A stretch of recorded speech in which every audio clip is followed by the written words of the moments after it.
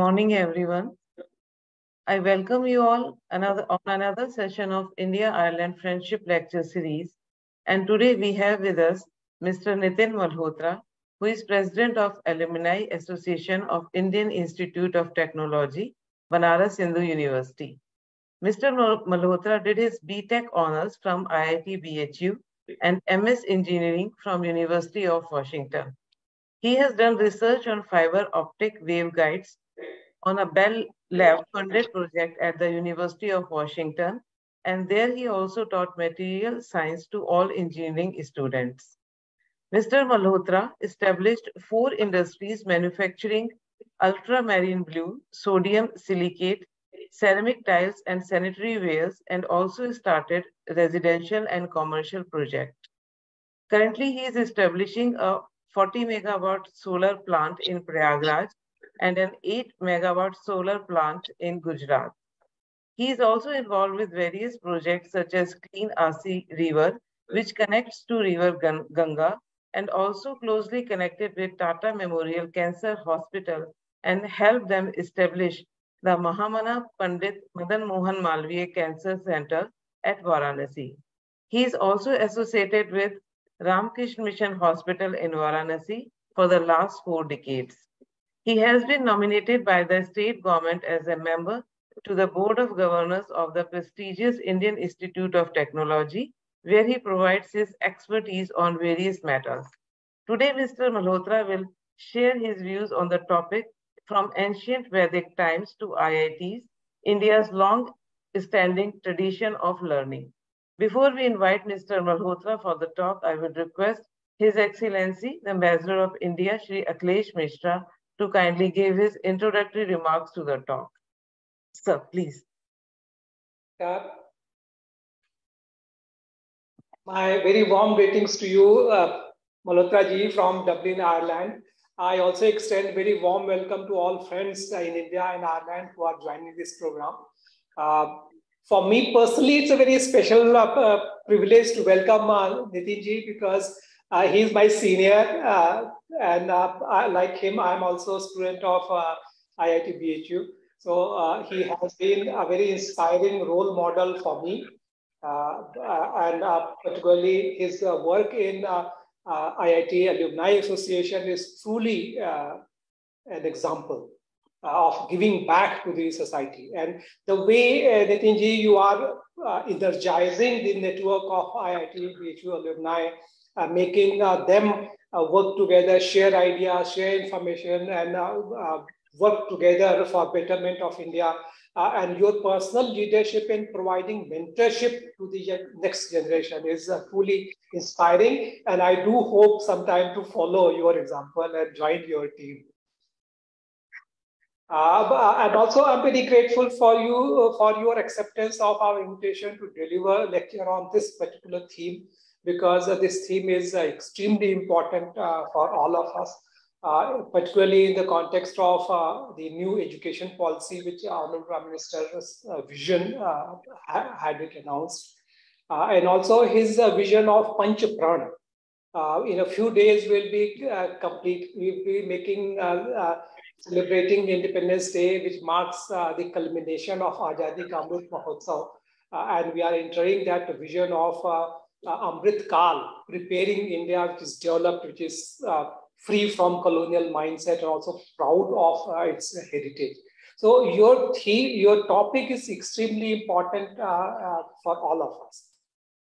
Thank you. Thanks very much. And also, the ancient Indian tradition stands out in its primacy attached to knowledge. The fountainhead of Indian philosophy and civilization, Vedas. Veda literally means to know. Correct.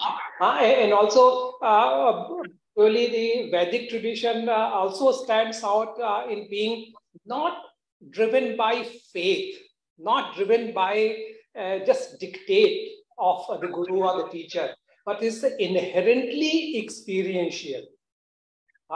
Richo akshare parame vyoman yasmin deva adi vishve nishedu yastan ved kim richa karishyati.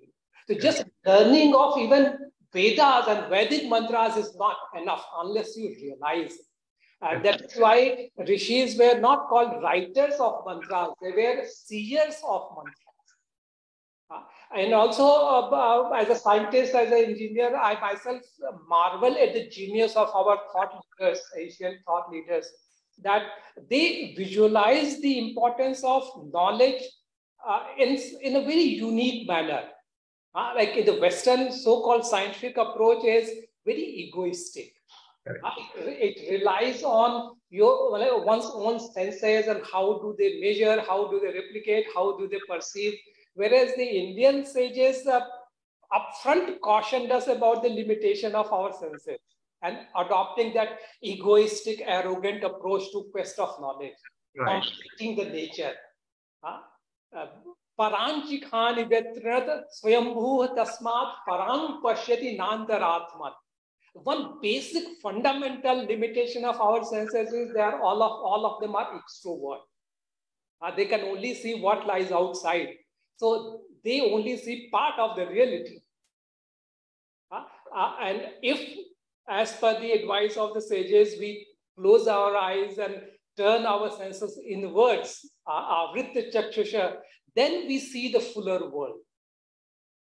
And that also has the effect of making our knowledge integrated, holistic. And this is one very big crisis that we are facing because of the segmentation of knowledge in the West. The modern knowledge has been very narrowly segmented, compartmentalized, and if we focus on one issue, then we lose sight of the other. Healthcare is a very prime example. The allopathic treatment focuses on the symptoms and tries to rectify one particular disease, one particular symptom. And doesn't realize that in the same process, there are a lot of side effects and negative implications are being created. So you cannot deal with anything in isolation. That is why, as per this Sanatan tradition, the entire existence is seen as a one single complex, inherently complex system approach to knowing. What you are trying to revive through your inspiring leadership and also under Prime Minister Modi's vision of India, which is connected with its roots, its own knowledge traditions, and making full advantage of what we already have, the treasure we have, not only for our own well-being, but also larger well-being of the world, in the spirit of Vasudhaiva Kutumbakam.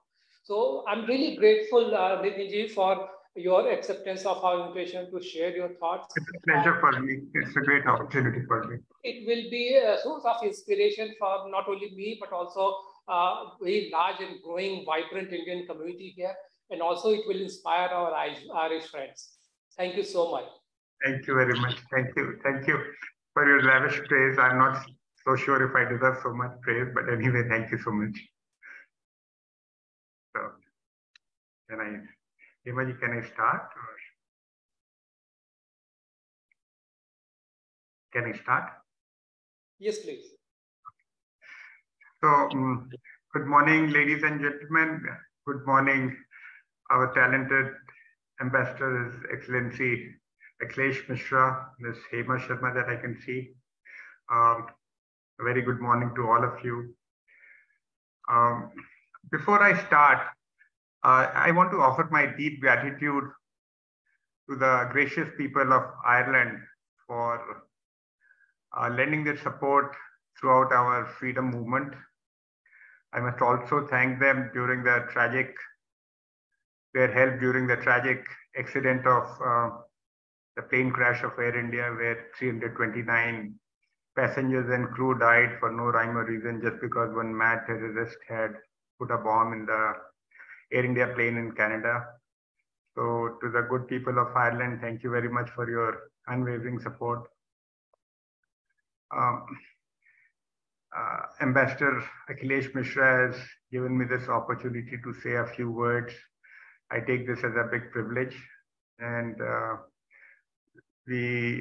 our alma mater is the same. So I think the praise he's given me, I'm not so sure if I deserve so much, but anyway, thank you very much.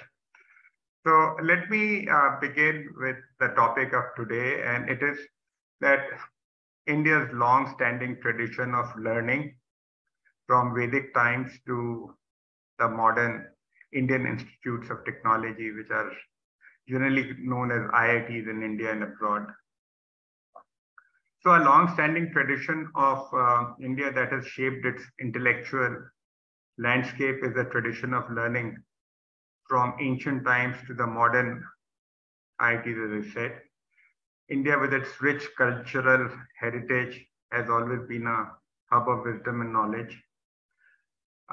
From the ancient Vedic era to the modern days, our thirst for knowledge has been deeply ingrained in our psyche, and that has really helped us move from millennia to millennia with a continued civilization that no other country has a continued civilization for 5,000 years. Our most important scriptures, the Ramayana, which is more than 5,000 years old, describes the Gurukul. Gurukul is basically a residential school where a guru would impart a holistic education to young boys. So during this period when Lord Rama is sent, when he attains the age of 15 years, he's sent to the Gurukul of Guru Vishwamitra. Obviously, his parents are very sad to let their son go out of sight. And I'm familiar with this thing. Even after 5,000 years, this tradition continues. I see grieving parents and very sad parents when they come to leave their child in the sprawling IIT campus.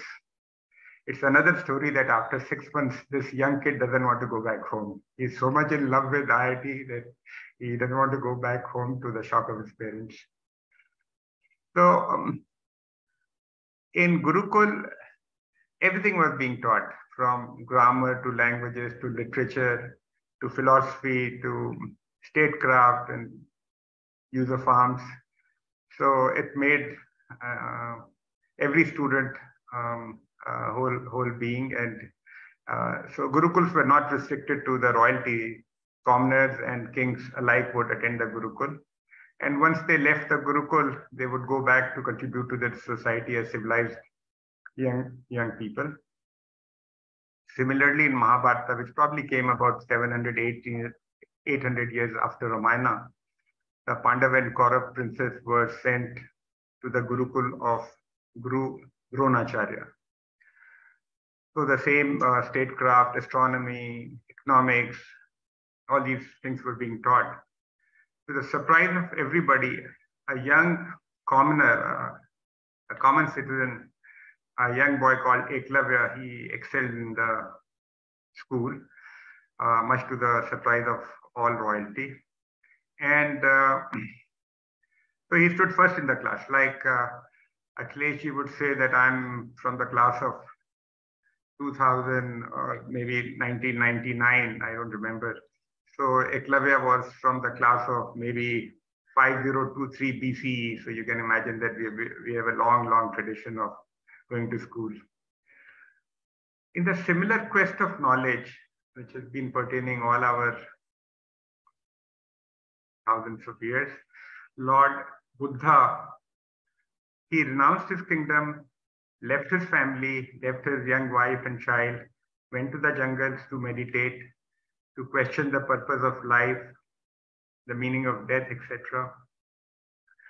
So, and it is from there that Buddhism started. So Buddhism basically started from the thirst of knowledge of Lord Buddha. So I'm just trying to re-emphasize that this thirst of knowledge has been there for all times in our Indian psyche.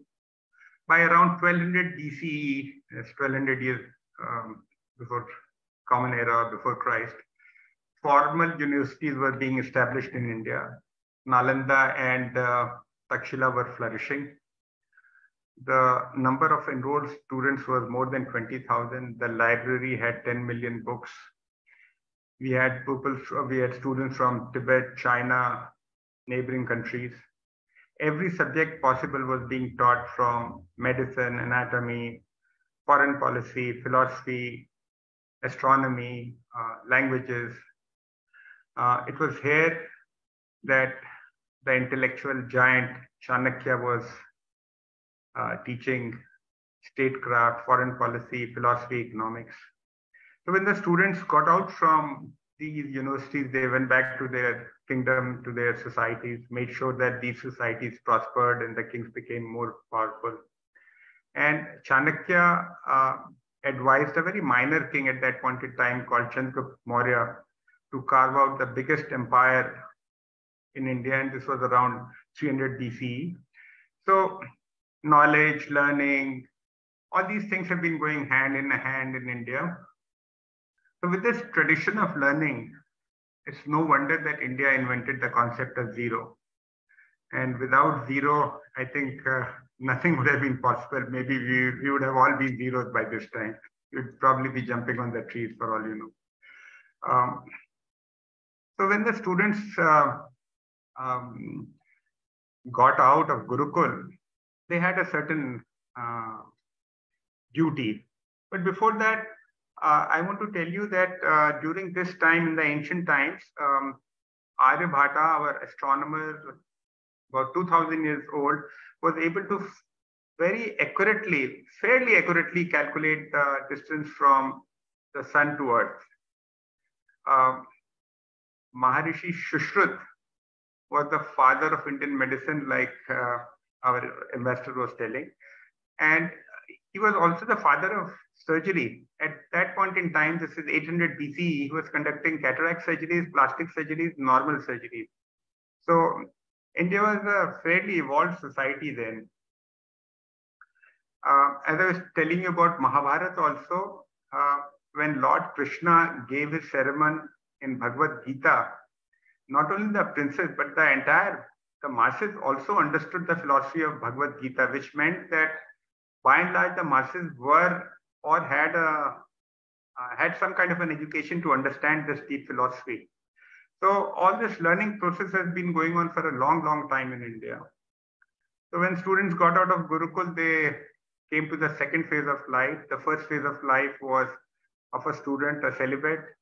The second phase of life pushed you into becoming a householder, starting a family, earning a livelihood, being able to contribute to the society, and in turn, telling you that when your children grow up, make sure that they get a good education in a Gurukul.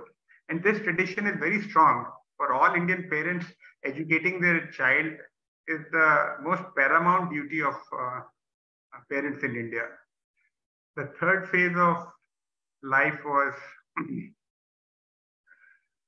when the third phase of life would basically mean my age group of people, my alumni friends who were supposed to pay back to the society. So the third phase of life was to pay back to the society. The fourth phase was to renounce everything, go to the jungle, think about life, prepare for death. And in our Indian system, death was not an end all. It was the beginning of another life. So death was nothing to be really feared of. So this 4 phases of life has been ingrained in our psyche for a long, long time, except maybe for those 1,000 years of foreign rule, which is extremely brutal and it messed up most of our traditions and education system. This phase of life, 4 phases of life are deeply ingrained in our mind, regardless of whether you're an IITN or you're a 10th class diploma, everybody believes in that. So during this 1,000 years of foreign rule, one small time, Turkish Muslim general called Bhaktiyar Khilji invaded Nalanda. He simply could not comprehend the purpose of having 9 billion books. So he burnt everything. And I'm told the history tells us that this fire raged for 3 to 4 months. So basically 1,000 years of foreign rule messed up our education system, also our psyche. I think now there is a resurgence of our old traditions, and I'm very happy about it that it's taken us so long to get back to our old systems. So in a way, I must thank our Irish friends for throwing out your neighbor in 1947 from India. So thank you once again, our Irish friends. You helped us a lot. Thank you. Coming back to the main topic today, the IITs, the Indian Institutes of Technology. The IITs were opened in the 50s and 60s, 1950s and 60s. But even before that, engineering colleges of considerable repute were functioning in India. In 1916, the legendary Pandit Madan Mohan Malviya opened Banaras Hindu University from charity. Obviously, the Britishers were not going to help him build a university. So he did all this by himself, and every subject under the sun was being taught there. So we had a college of medicine with a big hospital attached, modern medicine, and also Ayurvedic medicine. There was a college of law, there was a college of music, arts, pure sciences, economics, business management. 3 years down the line, he felt that India must have an engineering college, and that's how Banaras Engineering College was started in 1919. This is the Banaras Engineering College is the genesis of IIT BHU. So in the beginning, 3 subjects were taught. I'm talking of 1920 now: civil engineering, electrical, and mechanical. And subsequently down the line, chemical, mining, metallurgy, ceramics, etc. were added. In the late 70s and 80s, computer science, electronics, biomedical, pharmacy, etc. were added. So in all, the campus could offer everything that a young student wanted to learn. The IIT story in some ways is similar to India's growth story. It might even complement the India's growth story. IIT brand today is well known and respected all over the world, especially in Bay Area, in America, in all US universities. And with an IIT degree, you are the first among equals to get VC funding in Bay Area, which is very strange and a very happy incident for me. The impact of IIT alumni in the tech industry in America has been more than profound. Almost all the top tech companies have CEOs who are IITians. So this 50 years or 60 years of IIT has been an amazing story if people think about it. IITians have done very well in the Indian landscape also. The current fashion among young students getting out of IIT is obviously to join the financial sector. So they want to do an MBA, join a hedge fund, or investment banking, or trade on the stock market floor. Obviously, because there is more money in it, so we cannot blame them. So in spite of learning all the hardcore engineering to go into finance, and so we have a lot of financial geniuses today, and I'll talk about that in a minute. And those who don't think much of an MBA, and a lot of students who think MBA is hardly a degree, join software companies and do very well there. They're very outstanding software people. Around the 70s and 80s, the IIT brand had become so well entrenched across Europe, and obviously India, that just say that you're from an IIT and it opened a lot of doors for you. Slowly and steadily in US, our early pioneers who went in the 70s and 80s started moving up the ladder step by step. Unlike IITians heading organizations in India at that point in time, who had started to head organizations in India, Indian IITians in US were not heading organizations. So in hushed tones, they would talk that maybe we'll reach the number 2 or number 3 position in this top tech company, but never number 1. So one reason was the lack of self-confidence, which obviously 1,000 years of colonial rule or robs you of your self-confidence. But look at the way things have changed now. Every tech company in America is headed by an IITian, as I told you. So if it is Sundar Pichai of Google, Jay Chaudhary of Zscaler, Ajay Pal Singh Banga is the CEO of World Bank, Vikram Pandit is CEO of Citi Group, Arvind Krishna is CEO of IBM, Shantanu Narana is CEO of Adobe, and likewise many others. But I must also mention Ajit Jain. Ajit Jain has steered Warren Buffett's company for the last 25, 30 years, I think. And Warren Buffett thinks that he is a gift of God. Ajit Jain is a gift of God. And so Berkshire Hathaway, if it does very well, it's also because of Ajit Jain, who is from IIT Kharagpur, I think. So now there are almost 2,000 IITians working in the Bay Area alone. And all of them have good jobs. And it's a very proud moment for all IITs here. And I'd like to narrate a funny incident which happened some 25 years back. You know, we have, besides techies heading, we also have big names in VC funding. So the big time VCs in Bay Area are Kamal Rekhi, Vinod Khosla. Some 25 years back, Vinod Khosla was invited by the Chief Minister of Delhi in a seminar. And I guess she started on a little wrong footing, and she said, Government of India spends so much money on training these young kids in IITs, and they go away to greener pastures. So this is a serious case of brain drain. Brain drain was a very common phrase in those days, and all of us were getting sick of this phrase. And suddenly Vinod Khosla walked out and he said, what would you rather have, brain in the drain or brain drained? And so this was very upsetting to some of our politicians, but I think brain drain has also helped India a lot. And likewise, Narayan Murthy, the founder of Infosys, was asked by Dan Walters in the popular US show called 60 Minutes. It had a huge viewership. And so he asked Narayan Murthy, he's a big CEO of Infosys, what happens, sir, if your son doesn't qualify for this tough entrance exam of IIT?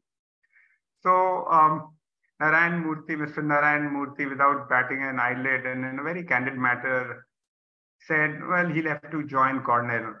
So now you can visualize where IITs stand before top American universities. And just to let you know that Mr. Narayan Murthy's daughter is the first lady of your dear neighbor UK. So IIT students have played a lot of big part in India's development story. There are our students in financial sector. We have some governors of central banks, which is very surprising. They've joined politics, they have joined NGOs.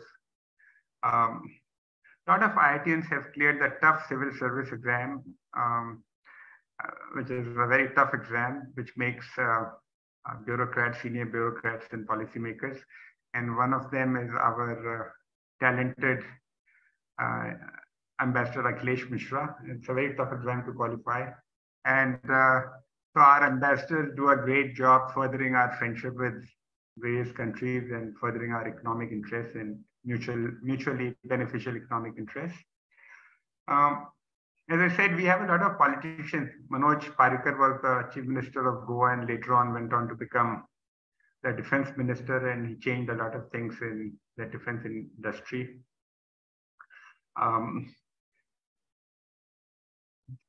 I should say a few words about Dr. Kota Harinarayan. He has been in the defense industry for the longest time, and he is the visionary behind our Tejas jet fighter aircraft, which we now export to 30, 35 countries.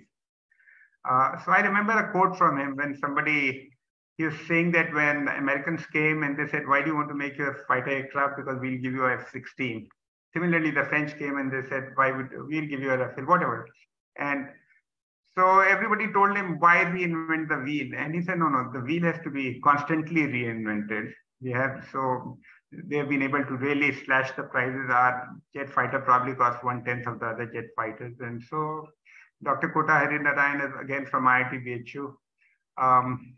The governor of Jammu and Kashmir, Manoj Sinha, is from IIT BHU. We have a very young Irina Ghosh, who is heading Microsoft.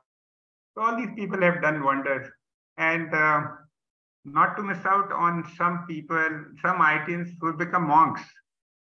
Some have joined Hare Krishna movement, and I'm very impressed with them.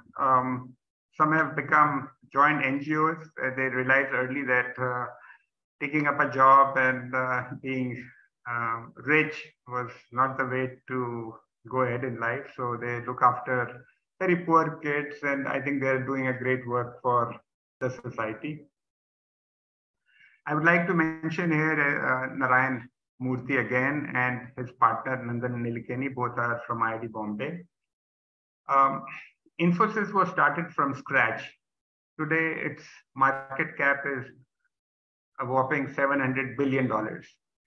So when Infosys started from scratch and gradually grew big, a lot of software companies in Bangalore and nearby areas also started. So Infosys was like a catalyst. And because of Infosys, so many software companies came up that India was suddenly being recognized as a good software exporter. But beyond that, Nandan Nilekani must be credited in many ways of the GDP growth of India that we see today. He helped the government get every Indian under a unique ID number. It was called Aadhaar Card India, and for taxation purposes, a PAN card. So suddenly every Indian had a unique identity number. And now to open a bank account, it was mandatory that you present yourself with these cards. So the first thing that happened was that all fictitious bank accounts which were channeling ill-gotten wealth were shut down. The next step was to create a massive software for GST. In the meanwhile, because poor people had bank accounts now, the government was able to pay and give them any help monetarily directly in their account without any leakages. So once the GST was rolled out, which I think is the biggest economic mechanism in the last 70 years, because now the tax administration was in the know of every citizen, the GST alone, and I'm not talking of direct taxes, the GST alone gives the government kitty a $21 billion every month. Now, with $21 billion coming month after month, I think Nandan Nilekani is truly the boss. So with $21 billion, now we have new railway lines, new roads, new airports. Government has been able to provide 20 million houses to the poor free of cost. We have new grid lines, electric grid lines. We have internet facilities. So telecom, digital. So India is, because of the GST, India has turned into a dreamland of infrastructure. During the COVID times, there were terrible times, as a lot of Indians would remember. Every Indian was given a free injection, and 3 shots were given free of cost. And the humongous data that had to be collated for this exercise was done by the health ministry, and this operation was also being headed by an IT in Indu Prakash. So now every Indian had a vaccination certificate on his or mobile phone. So when I think about it, I think, what if there are 50 Nandan Nilekanis? India would very easily become probably among the top 2 economies of the world. So there's a lot of things that can be done, and I'm sure things will happen more fast now. I would like to say a few words of the Alumni Association, which Akhilesh told about me. So all IIT alumni associations, most of them are concerned with improving their own IITs, building their own alumni network. But none of the associations have really thought about collectively getting together and doing something for the country as a whole. Sometime back, a Pan IIT association was started, but even then, that has not started thinking on developing something for the country. All IIT alumni associations hold those IITians who made it rich in America in the highest esteem. Sadly, this should not be the way to go. We have a lot of young and very talented professors in our in universities all around the world. We have a lot of very talented young IITians working very hard in core engineering labs. I see them in Livermore, Lawrence Livermore Lab and Pacific Northwest Lab. I think they should be given as much weightage as anybody else. One very good news for IITs is that a lot of young students don't want to take up jobs now. They want to do their own startups. So in this context, if you go to Bangalore and you invite these young kids, 30% of them are girls.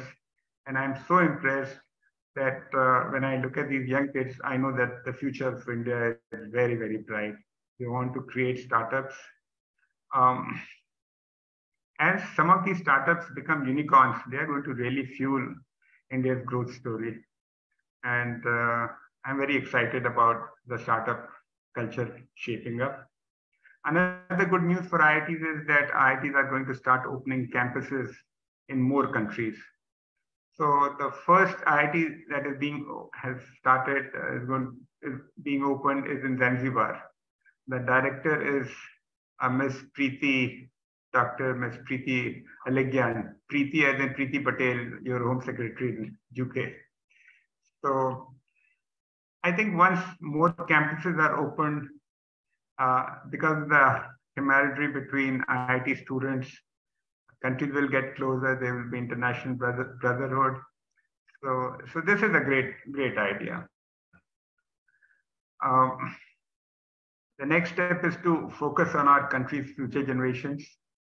There's been a lot of innovation for industry economic growth in the past few decades, driven in part by IIT brains around the globe, but with more or less disregard for sustainable growth.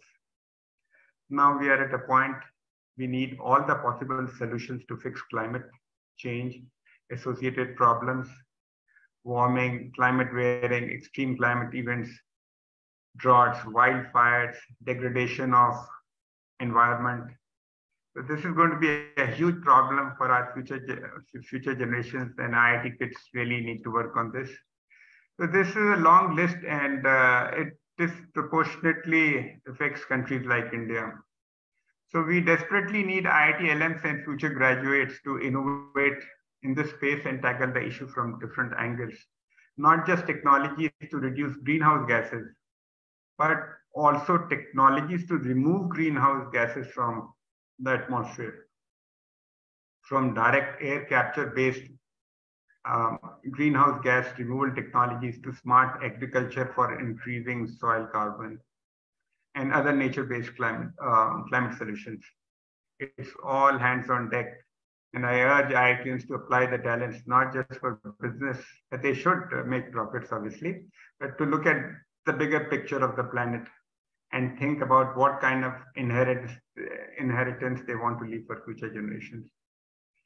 The major problems facing the world, like sustainability, environmental degradation, AI misuse, overpopulation, these problems are fairly well known now. So once the problems are clearly known, I'm sure solutions are bound to be found. Already in this context, a lot of changes are happening in the course materials for IIT students. I'm also happy to tell you that the top renewable energy companies are now headed by IITians. I see many young graduates working very hard in this field. So this gives me hope that future generations will stand up to the challenges facing our planet, and IITians will do a good job.